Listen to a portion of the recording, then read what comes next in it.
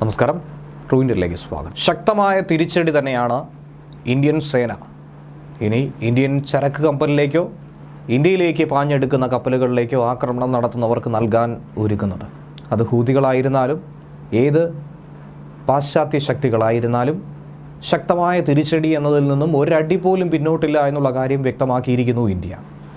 അറബിക്കടലിൽ ചരക്ക് കപ്പലുകൾക്ക് നേരെ ഡ്രോൺ ആക്രമണം ഉണ്ടായ പശ്ചാത്തലത്തിൽ നിരീക്ഷണം കൂടുതൽ ശക്തമാക്കി തന്നെയാണ് ഇന്ത്യൻ നാവികസേന മുന്നോട്ട് കുതിക്കുന്നത്. അതിനു വേണ്ടിയിട്ടുള്ള എല്ലാ തയ്യാറെടുപ്പുകളും ഇതിനോടകം തന്നെ പൂർത്തീകരിച്ചിട്ടുണ്ട്. നാവികസേന P-8I ലോങ് റേഞ്ച് പെട്രോളിംഗ് വിമാനവും 3 യുദ്ധക്കപ്പലുകളും നിലവിൽ ഈ പറയുന്ന മേഖലയിൽ വിന്യസിച്ച് കഴിഞ്ഞിട്ടുണ്ട്.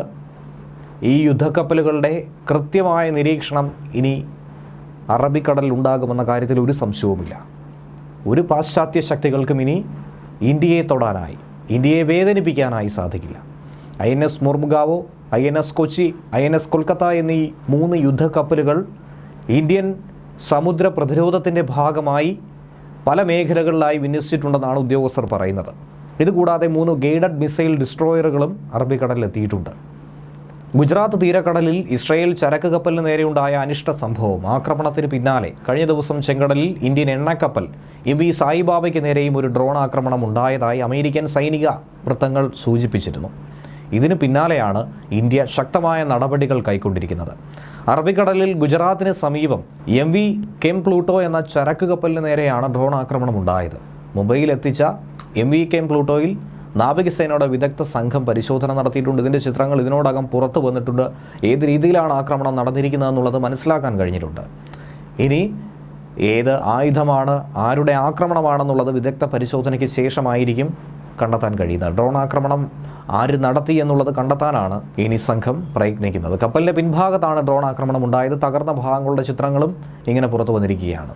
ഇന്ത്യൻ കപ്പലിനൊപ്പം ഒരു നോർവീജിയൻ ടാങ്കർ കപ്പലും ആക്രമിക്കപ്പെട്ടു എന്നാണ് ഇറാൻ്റെ പിന്തുണയുള്ള യമനിലെ ഹൂതി വിമതർ ഇതിനു പിന്നിൽ പ്രവർത്തിച്ചുവെന്നും അമേരിക്കൻ കമാൻഡ് ശക്തമായി തന്നെ ആരോപിക്കുന്നു. എന്നാൽ ഇതിനെ പൂർണ്ണമായി നിഷേധിച്ചുകൊണ്ട് ഇറാനും രംഗത്ത് വന്നു.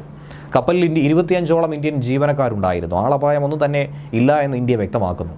കപ്പൽ ഇന്ത്യയിൽ രജിസ്റ്റർ ചെയ്തതാണെന്ന് അമേരിക്കൻ അറിയിപ്പുണ്ടായിരുന്നു. പക്ഷേ അതിനെ നിഷേധിച്ചുകൊണ്ട് ഇന്ത്യ രംഗത്ത് വന്നിട്ടുണ്ട്. കപ്പൽ ആഫ്രിക്കൻ രാജ്യമായ ഗാബണിൽ രജിസ്റ്റർ ചെയ്തതാണെന്ന് വിശദീകരിച്ചിട്ടുണ്ട്. MV സായിബാബ ഗാബോൺ പതാകയുള്ള കപ്പലാണെന്നും ഇന്ത്യൻ ഷിപ്പിംഗ് രജിസ്റ്ററിൽ നിന്നും സർട്ടിഫിക്കറ്റ് ലഭിച്ചിട്ടുണ്ട് എന്നുകൂടിയാണ് ഈ ഘട്ടത്തിൽ ഉദ്യോഗസ്ഥർ തന്നെ വ്യക്തമാക്കുന്നത്. ഗാബണിൽ രജിസ്റ്റർ ചെയ്തെങ്കിൽ പോലും ഇന്ത്യൻ അധീനതയിലുള്ള ഒരു കപ്പൽ തന്നെയാണ് MV സായിബാബ. ടാങ്കറിന് ചെറിയ കേടുപാടുണ്ടായെങ്കിലും ആളപായമൊന്നും തന്നെ ഇല്ലാത്തതാണ് നിലവിൽ ഇന്ത്യ നിരീക്ഷിച്ചു കൊണ്ടിരിക്കുന്ന ഒരു വിഷയം.